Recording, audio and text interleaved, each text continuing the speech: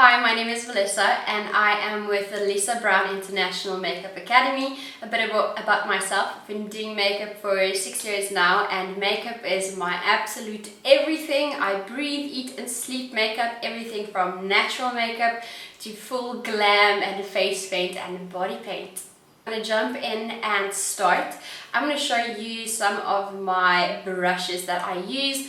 A lot of people think that you need a lot of products and a lot of brushes to be a successful makeup artist, and which is not the case at all. I'm going to show you 10 brushes that you can use. The more you use your brushes, the more you're going to see that they are so versatile. You can use them for different functions and not just for one thing. That's also going to make your kit a lot smaller the more you learn how to work with different products in more than one area.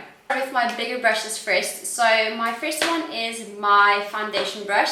I like to use a little dome brush. You can see it's duo fiber. So duo fiber means that there's more than one fiber in the brush, which is usually the ones that are black and white. So this is my foundation brush.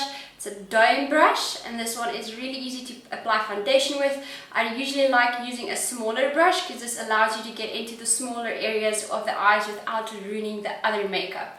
I have my powder brush. This is an angled powder brush. You can see it's got a bit of a tapered end. This makes it easier to get into setting areas where you need to set your makeup without ruining other areas. It's just a fluffy brush as well. And I have my bronzing slash blush brush. This one is a big fluffy one, also duo fiber.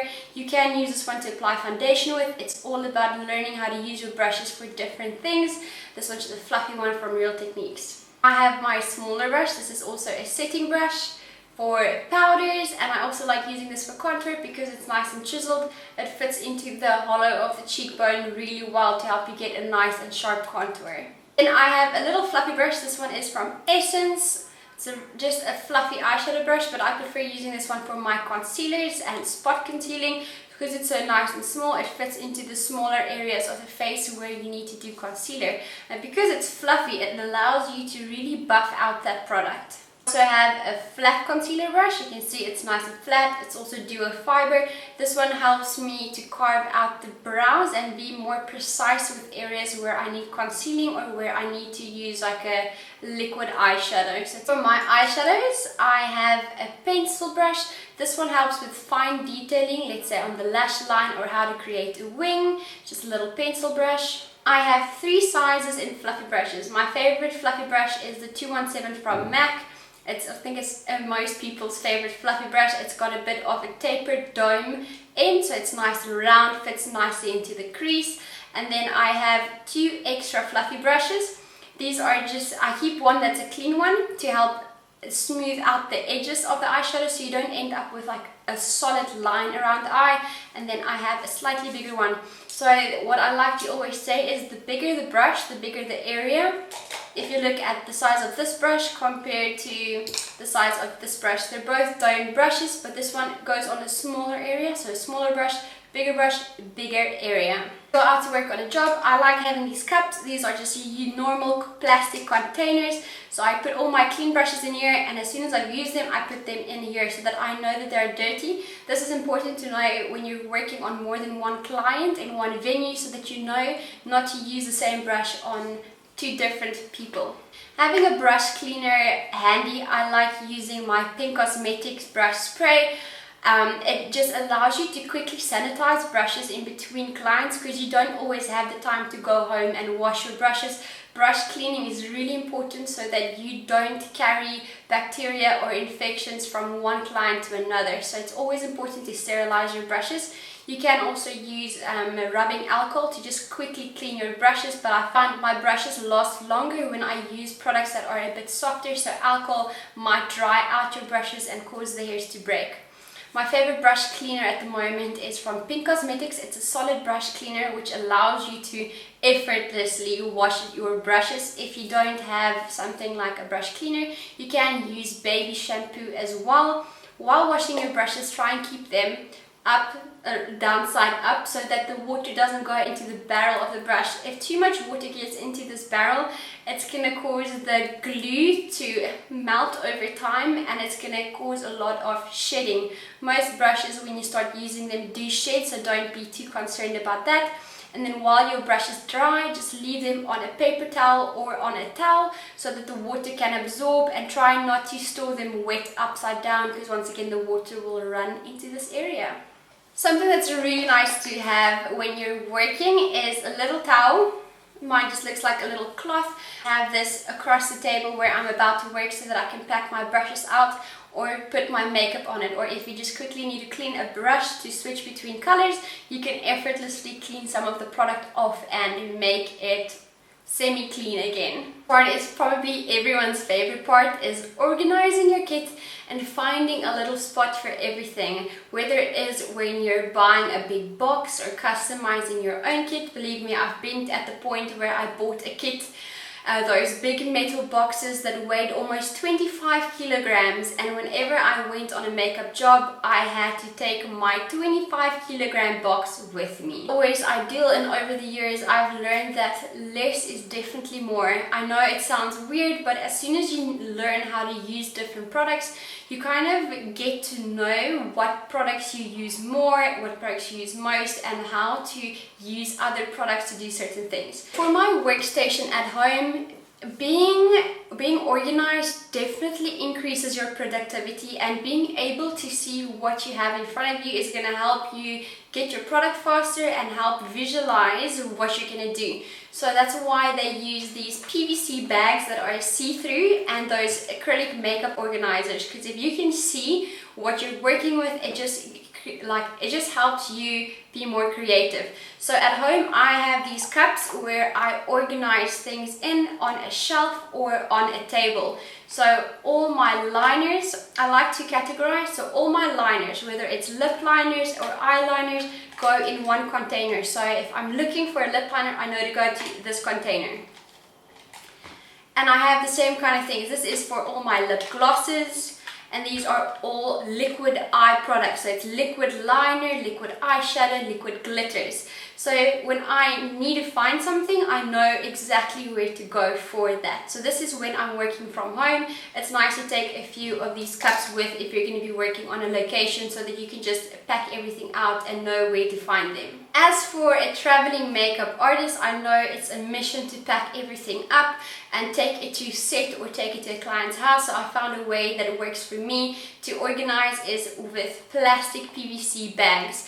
I know the set bags are really expensive, but I found a few ones from Woolworths. Works for me. You buy one big bag, and inside you get 3 other bags that fit inside this one.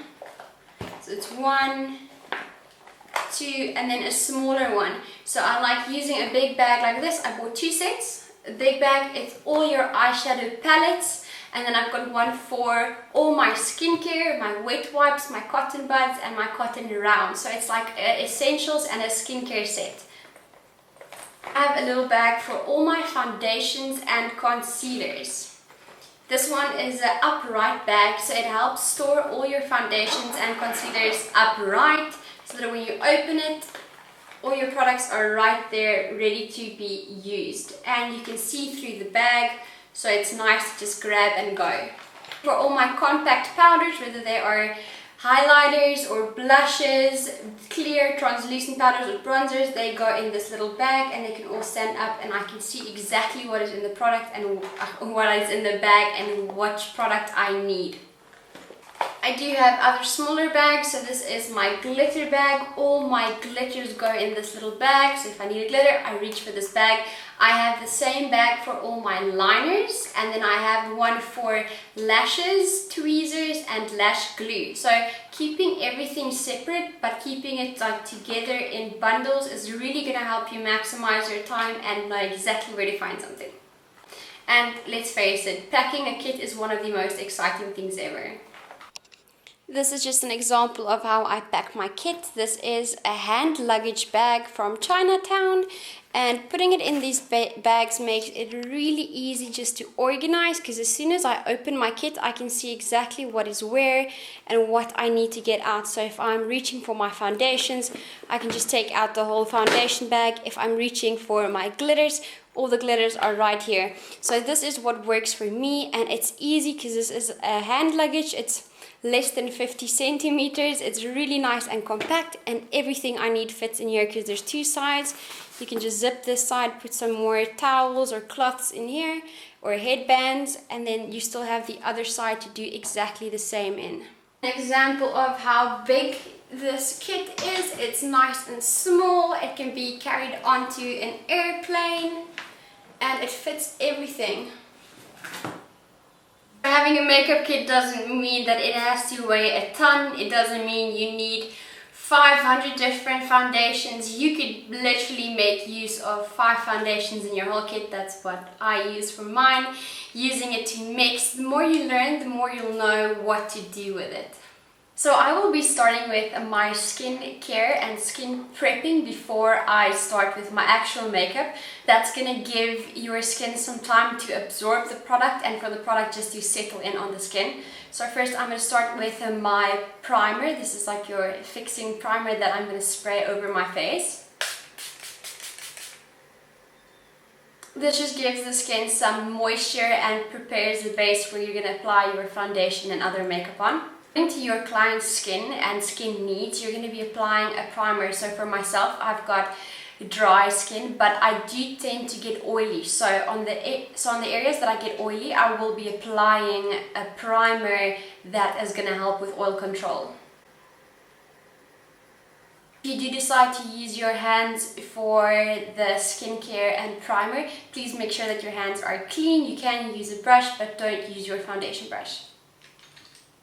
So I will be applying the mattifying or oil control primer on the areas where I get oily, which is usually your T-panel, so around the nose and on the chin.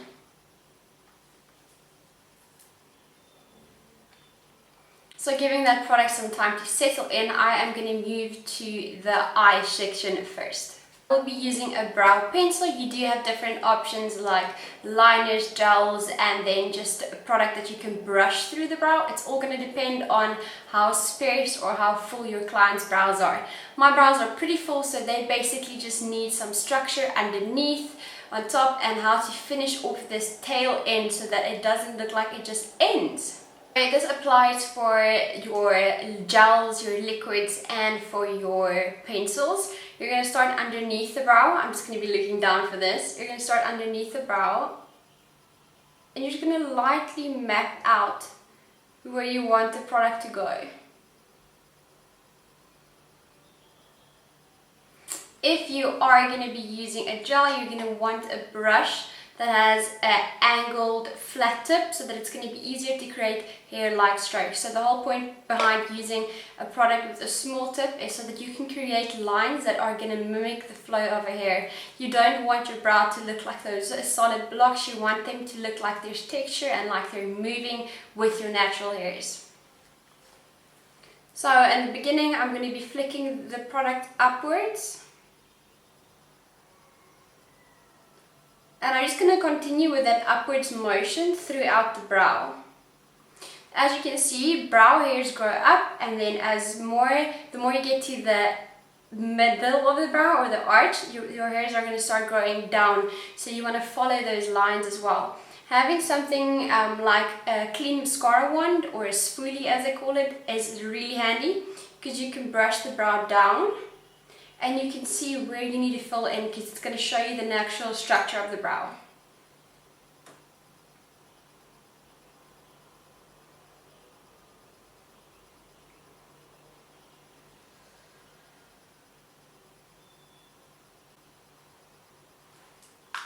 And then remember to brush them back up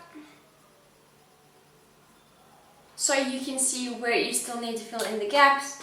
And make sure that your tail area is structured because the tail area is going to help you shape the rest of the face. Please remember, no brows are equal. You will always get a brow that is slightly fuller or has a different shape. Like this brow of mine is a lot higher because I tend to do this all the time. The eyeshadow base, so that's the eye area. If you have an eyeshadow base, it's going to help hold the pigment, it's going to make it a lot brighter, and people do tend to have more oil on their eyelids, so that's going to help prevent the eyeshadow from moving around during the day. You see a lot of people where the eyeshadow is going to crease in fine lines, while using an eyeshadow base is going to help prevent that. I will be using my concealer. If you don't have an eyeshadow primer, using a concealer or even some of the foundation is going to be perfect. I like to use a little flat brush. This is a concealer brush. It has duo fibers, so it's going to help you blend a creamy or a liquidy product. And because it's flat, it's going to help you just carve out the brow. And now if you made any mistakes on the brow, this is the time that you can use this product to kind of correct it. So I'm just lightly using the product underneath my brow, running it inwards. So this is going to help you carve out the brow as well, and then blending the product down. Having a base on the eye is also going to help hide those veins and some redness. I have a freckle on my eye, so using an eyeshadow primer is going to create a nice clean slate. Using the flat brush, I'm just applying some more product on the eyelid, and then using my little fluffy concealer brush just to blend the product onto the side of the face and to the inner corner of the eye and onto the nose.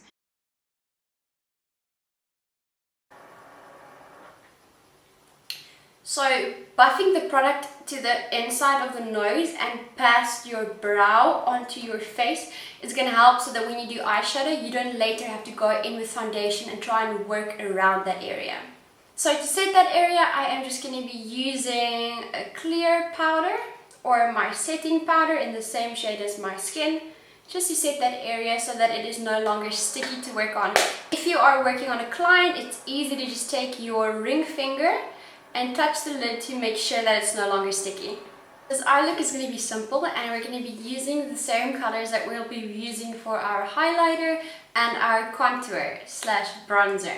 Using my bronzer first as the base shade. The shade you're going to be applying with a fluffy brush. I'm using my MAC 217, but any small tapered fluffy brush would help for this action or for this application. This is my bronzer shade.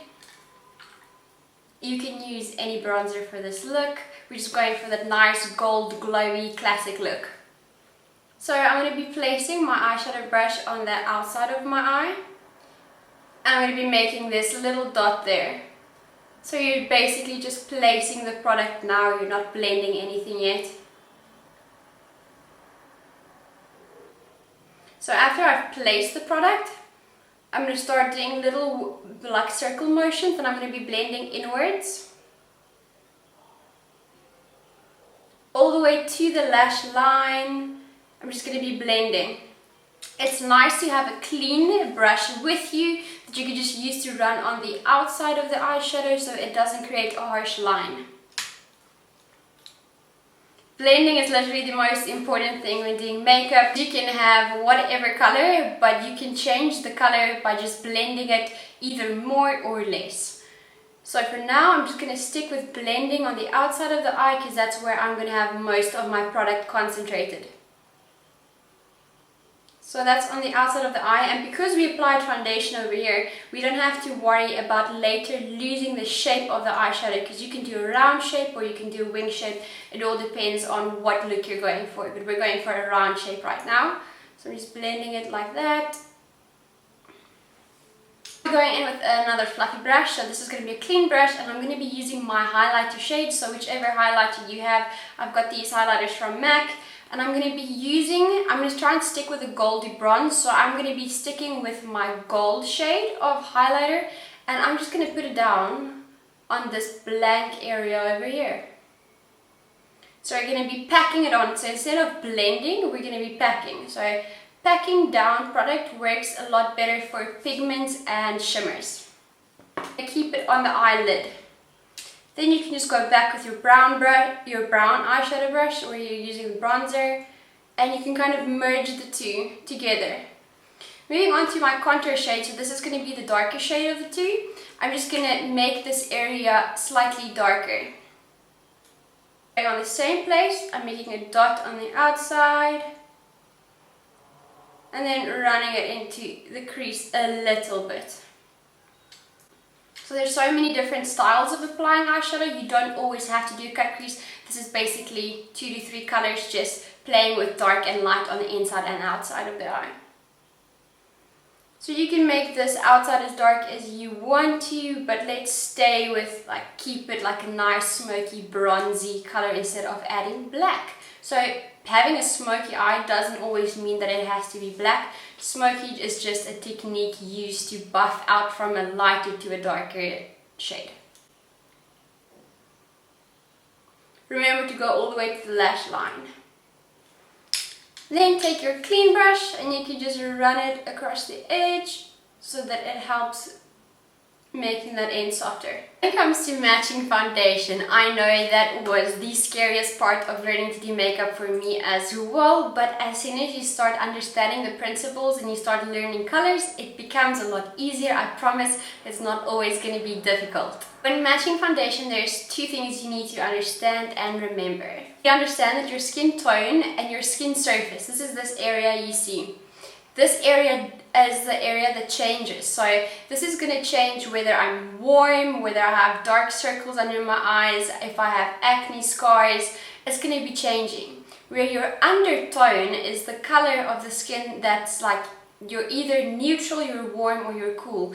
That is going to be consistent. So it's not going to change with season and those kind of things. So you need to understand that your skin tone and your surface tone can be changed with correctors. So you get your green corrector, which is for red areas, which is usually capillaries, like broken veins and acne scarring. So a little bit of green on that area does camouflage. So we would usually do color correction before we do foundation, so that it makes the foundation application process a lot easier. So, and then you would get your blue or purple circles underneath the eye. So for this area, you would use either a more yellowish or orange corrector or concealer to correct it with, because they're on opposite, which means they will cancel each other out, and that is perfect for before you do foundation.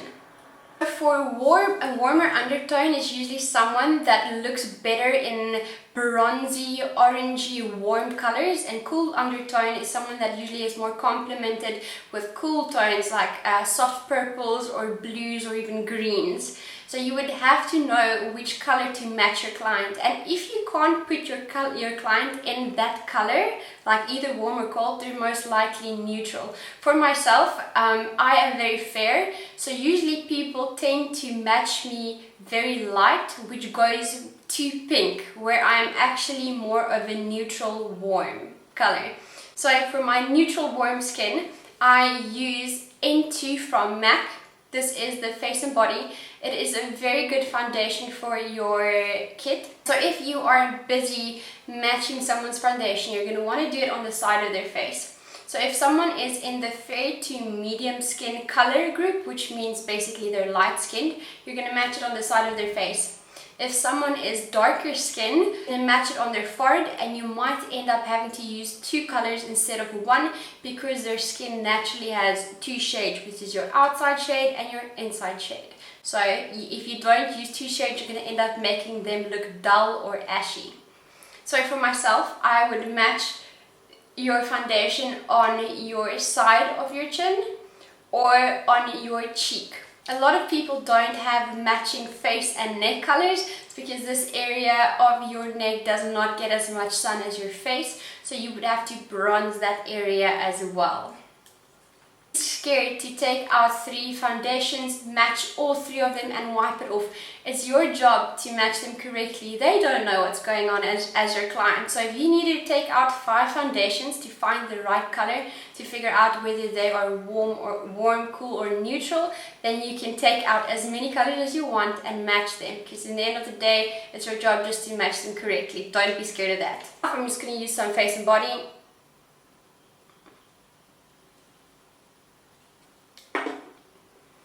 I'm using this is a little dome foundation brush. I like using this brush because it has some stability, so it helps you to buff the product in.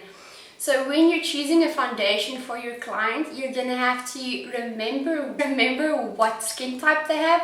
So I have a more dry skin, which means I won't be able to use a foundation that's gonna be mattifying and drying, because it's gonna cause my skin to dry out.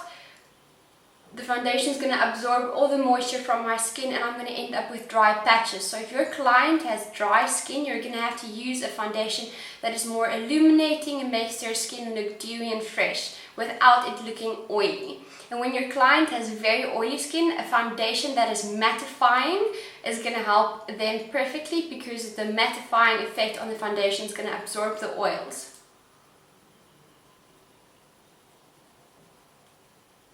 Remember that foundation needs to be blended down the chin area and into the neck, onto the ears as well. You can't have your client's ears being all red when their face is like porcelain skin. Remember to buff into the hairline as well. And because we did foundation or concealer / eyeshadow primer on this area, you don't have to worry too much about getting too close to the eyeshadow area, and we did the same on the inside as well. Just go over your nose and then your forehead. When I do foundation, I like working from the inside out, because this is where you want most of your coverage on these areas, and then taking the product outwards as it gets less. To our concealer. So foundation goes first because it's going to cover most of your problem areas and smoothing out the skin. So your concealer is going to be to perfect imperfections that are still showing through the foundation. So for me, that would be on this area under my eye. It is still a little bit blue and there is discoloration. Also, I tend to get really red around my nose, so this area, and on my chin. I have a little fluffy brush that is specifically for concealers. I just dip it in, and I'm going to run it underneath the eye. You don't need to do a whole triangle, because remember, the more product you use, the more product there is to crease. So the less product you use, the less product there is to crease and cause wrinkles. I can do the same job with less product. It's all about strategically placing your product. So I'm going to go on inside and then on this area as well, because I want to give that lifting effect of the face. And then if you need a little bit more, I feel like this area is where we need most of our coverage. And then around my nose, because I touch my nose during the day. And the concealer I'm using is a mattifying full coverage. It is the one from MAC. Concealers also come in warms and cools and neutrals, so be careful not to use the opposite. Of what your foundation is, because it might look too yellow or too pink on top of your foundation. And then because I have a little discoloration around my mouth, like a little moustache, I'm just going to try and camouflage that by using my concealer, because it's a bit of a thicker consistency, and underneath my mouth, running onto my chin. So before I'm done with that, I'm going to go in with my foundation brush and just kind of press the excess product into my skin, so that I know that it is blended seamlessly. The foundation I use is very glowy. I'm going to have to set it with a product. You get different setting powders as well. You get your translucent ones, you get color ones, you get mineralized ones. For myself, or for a client with drier skin, I would use a mineralized powder, because it's still going to keep the skin matte without making it look dry and keeping the minerals in the skin. And I'm also just going to place the mattifying effect on strategic places. So I'd start with under the eye, just to help the concealer, around the nose, because I know that's where I touch the most, and on the chin. So it's basically your T-zone that you want mattified. You can use a very big brush and just lightly dust over the rest of the skin as well. But I am very strategic about where I place my powders. And with probably everyone's favorite part, it's bronzing and contouring. So I'm going to go in with my contour first.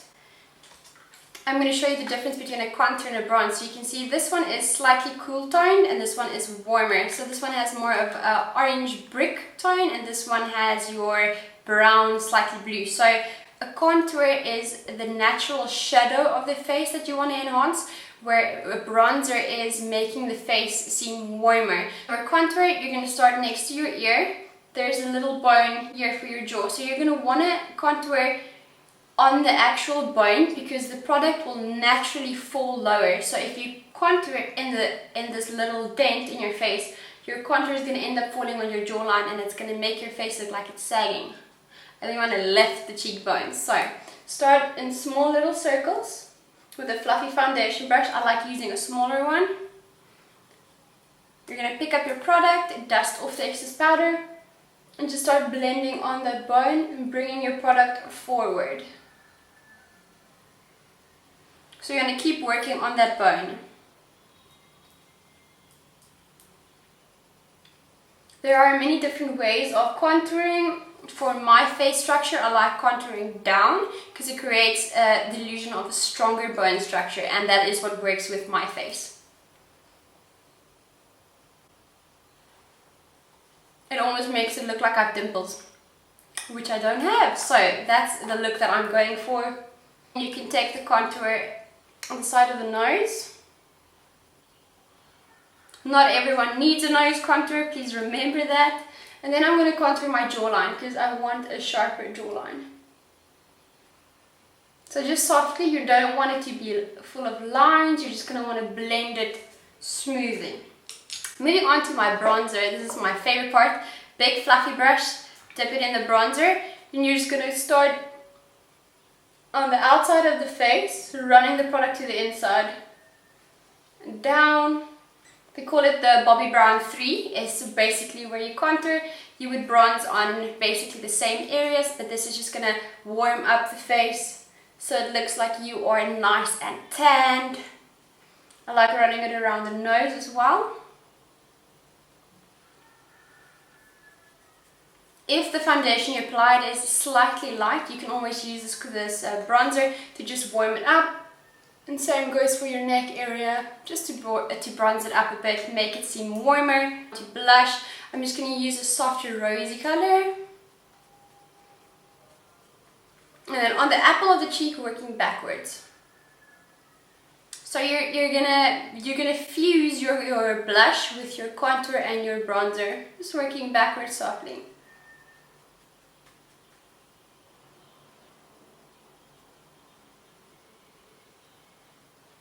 It's so nice and soft, and then I wipe my brush and with the excess product just quickly run over the forehead and over the nose and chin. That's just going to add some more colors into your face.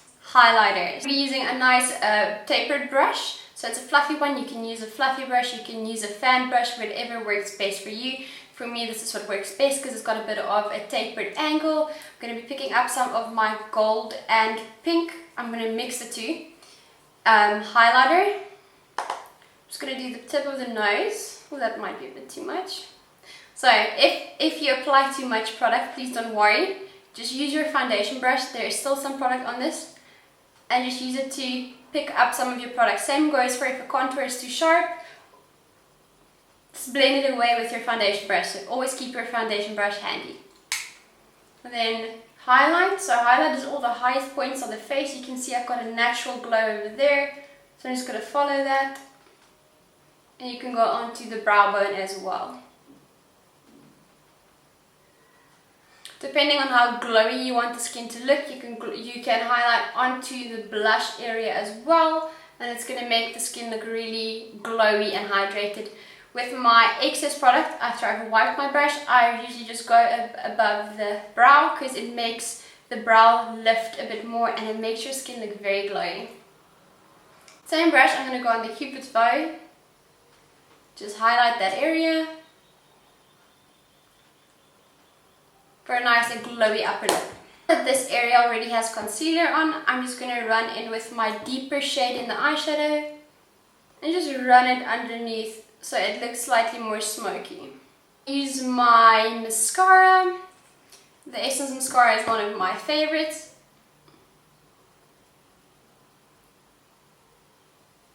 For the bottom lash line, I prefer using a waterproof mascara just because you never know, there's something might go into your client's eye, they might stand in the wind or get emotional, so just having that extra waterproof mascara on the bottom lash line is already going to help a lot.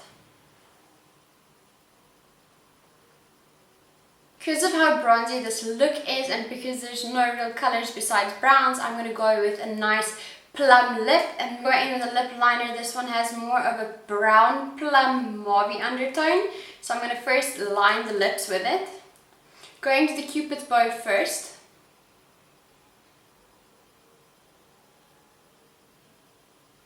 If you are lining the lips, please remember that you can do different shapes by doing your lips from different sides. So if I'm going to go draw from the top, the lip's going to be rounded. Whether if I draw from the bottom, the lip's going to have more of a little moustache, like a little flick to the side. So I want to go for a rounded lip, so I'm going to be drawing from the top.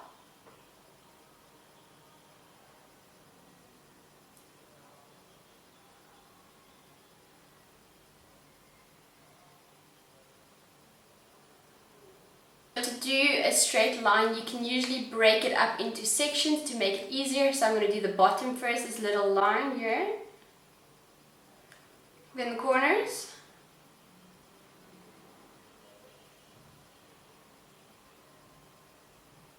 now you just need to connect those.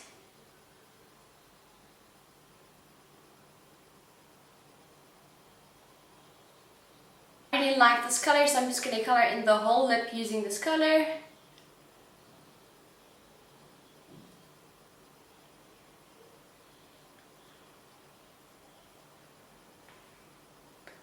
If you would like to give the lip a bit more of a shape, you can apply a lipstick over it. So for myself, I'm going to apply a bit of a liquid lipstick. This is a lot lighter shade in the center of the lip.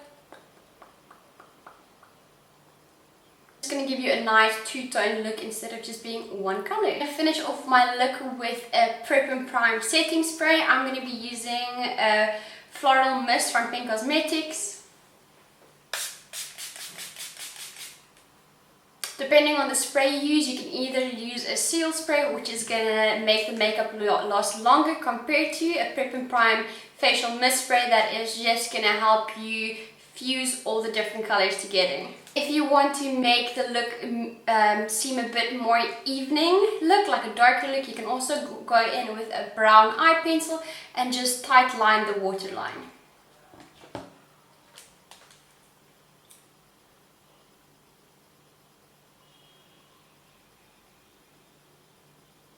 That is your easy bronze glowy makeup look. It's a very classic look. It's very easy to do.